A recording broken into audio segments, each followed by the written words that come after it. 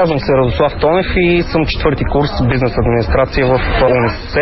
Продаваме турбички за многократна употреба, които се сгъват по определен начин. Отделно те имат тип с джоб и са от полипропилен, като идеята беше да намалим ползването на обикновените нейлонови турбички, които замърсяват околната среда. И да ви попитам вас, какво е бъдещето на тази идея? Ние вярваме, че можем да развием този продукт още по-добре и да го наложим на пазара. Вярваме, че потребителя озрява и ще търси такива продукти екологични. Ние осъществихме доста добри продажби, вече сме на печалба. Наистина хората се интересуват от това. Колко произведени бройки имате?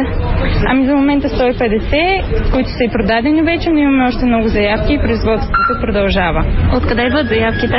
В момента сме заложили на лични продажби, личен маркетинг от уста на уста. Последствие имаме планове за продажби и по квартални магазини и супермаркети, с които ще осъществим контакт. Гледате ли на това като вашият бизнес, когато завършите? Да, видяхме, че можем да успеем и смятаме, че ще успеем и да продължим с това, което сме започнали.